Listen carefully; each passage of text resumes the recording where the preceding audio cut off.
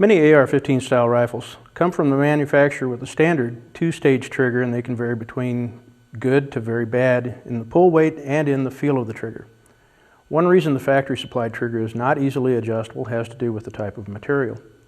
Typically the trigger is only surface hardened, and removing the case hardening will make the trigger or hammer too soft to maintain a viable sharp edge. In other words, stoning of a mil-spec type trigger will eventually cause the trigger system to fail. Because of this, there are a number of different designs in trigger and hammer components, and each trigger system has its own peculiarity when installing and adjusting the replacement system or individual component parts. Drop-in systems are self-contained and should replace the fire control system, hammer, trigger, and all related springs. There are some exceptions regarding supplied pins, however.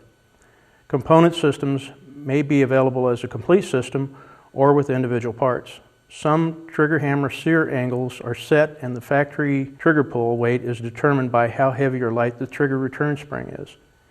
Trigger pins may also be available in a variety of diameters, but if using larger diameter pins, the trigger and hammer pivot must also match the diameter of the pin being used. Certain rules may apply to avoid damage to the firearm and components, however. Always relax the springs before pushing any of the pins in or out.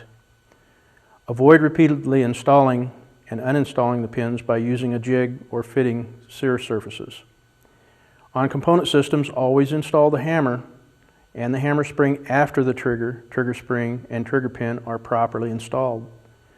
Always follow the instructions provided with the trigger system and follow any recommendations regarding improving the performance of the system, such as specific lubricants or maintenance procedures. Test all triggers before reassembly of the firearm and going to the range. The safety must be functional, and the trigger should be resistant to accidental discharge due to bouncing or jarring the firearm.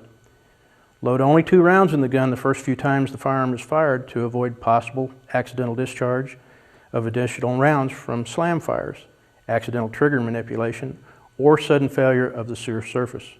Do not expect to obtain optimum performance from the trigger for the first series of cycles.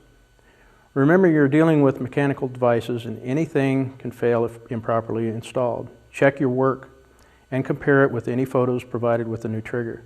If you add other things to your system, such as trigger stops, lighter springs, oversized pins, special types of pins, make sure the trigger works before putting the other add-ons in the firearm. Some add-ons may make the trigger system fail to function as they are designed to work. Drop-in trigger sets that are contained in a housing can be more easily installed when the hammer is held in the cock position. Care must be used not to disengage the sear and cause damage to the firearm or the installer, however. Use a hammer drop block or other block to absorb impact from the hammer when dropping it during testing, or if there is a possibility of accidentally dropping the hammer. Dropping the hammer repeatedly on the AR-15 M16 without this tool will cause damage to either the front of the receiver or the bolt stop, or both. If you find you're having light hits with the hammer spring provided by the trigger system manufacturer, try using the factory spring if it is compatible. You should also make sure the firearm is thoroughly clean if the new system does not work.